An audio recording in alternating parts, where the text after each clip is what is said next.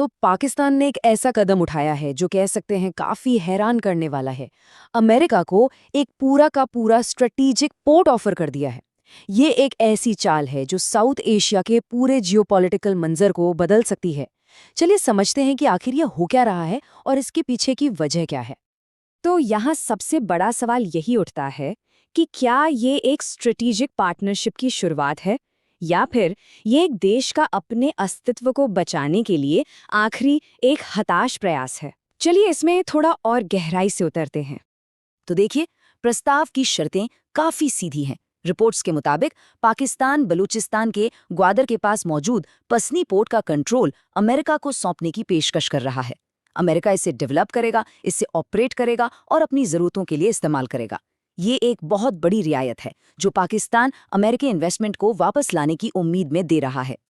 लेकिन पाकिस्तान ये पेशकश कर क्यों रहा है, इसे समझने के लिए हमें पहले उसकी लगातार बिगड़ती आर्थिक स्थिति को समझना होगा। ये कहानी असल में मजबूरी की कहानी है। इस पूरे संकट की जड़ें चीन पाकिस्तान इकोनॉमिक कॉरिडोर यानी सीपीईसी के फेलियर में बहुत गहरी हैं। एक दशक पहले इसे पाकिस्तान के भविष्य का मसीहा बनाकर पेश किया गया था, लेकिन अब ये बिल्कुल साफ हो चुका है कि सीपीईसी अपने बड़े बड़े वादों को पूरा करने में बुरी तरह फेल हुआ है। बस एक ओवरहाइप्ड प्रोजेक्ट बनकर रह गया है। सीपैक की नाकामी तो है ही, लेकिन उसके साथ साथ एक और बहुत खतरनाक ट्रेंड देखने को मिला है, बड़ी मल्टीनेशनल कंपनियों का देश छोड़कर जाना। 2023 से लेकर अब तक Procter and Gamble, Microsoft, Shell और फाइजर जैसी बड़ी बड़ी कंपनियों ने पाकिस्तान में अपना कारोबार या तो बंद कर दिया है या बेच दिया है। और ये जो कोर्ट है, ये सिचुएशन की गंभीरता को बहुत साफ दिखाता है।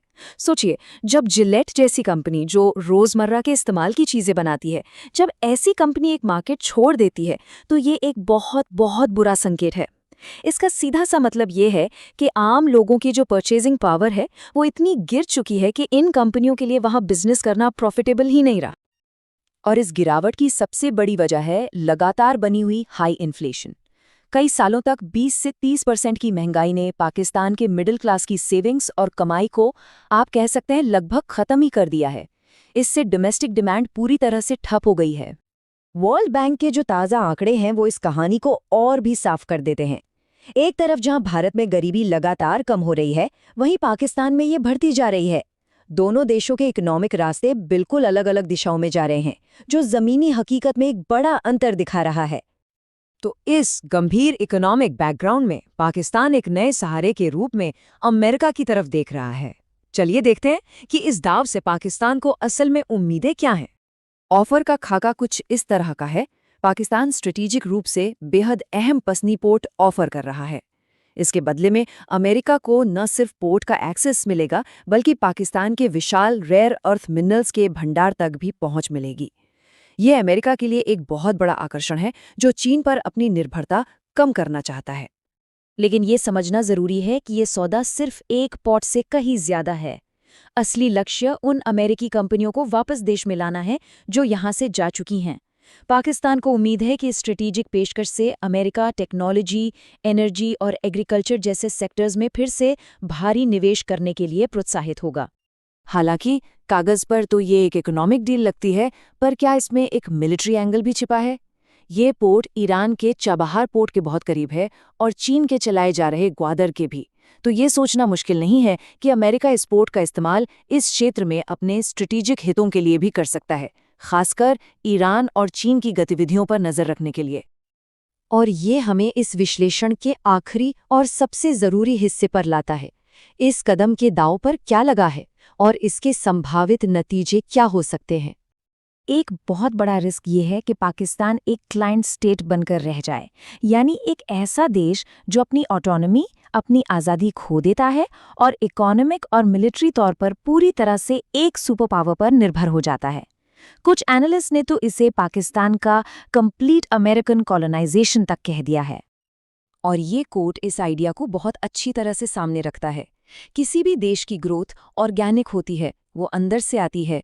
इसे बाहर से आर्टिफिशियली ठीक नहीं किया जा सकता। पाकिस्तान की समस्याएं इतनी गहरी और स्ट्रक्चरल हैं कि शायद कोई भी बाहरी ताकत उन्हें ठीक नहीं कर सकती। और इस सब के बीच भारत और पाकिस्तान के बीच का फासला लगातार बढ़ता जा रहा है। जैसे जैसे पाकिस्तान कमज़ोर हो रहा है और बाहरी मदद पर निर्भर हो रहा है, भारत और मजबूत होता जा रहा है और इस क्षेत्र में अपना प्रभाव बढ़ा रहा है। ये बदलता हुआ शक्ति संतुलन भारत को एक अहम स्ट्रैटेजिक एडवांटेज देता है। तो आखिरकार ये रास्ता पाकिस्तान को कहाँ ले जाएगा? क्या ये एक डूबती हुई इकोनॉमी के लिए रिवाइवल का रास्ता है, या फिर ये एक ऐसे देश के लिए अधीनता की ओर एक फिसलन भरी ढलान है जो अपनी संप्रभुता का सौदा कर रहा है? अंत में शायद यही सबसे सटीक निष्कर्ष है। ये कदम एक परमानेंट सॉल्यूशन के बजाय एक टेम्पररी रिलीफ की हताश खोज जैसा ज्यादा लगता है। पाकिस्तान एक नीचे की ओर जाने वाले रास्ते पर है और ये दांव शायद उस गिरावट को रोकने के बजाय सिर्फ कुछ समय के लिए धीमा कर सकता है।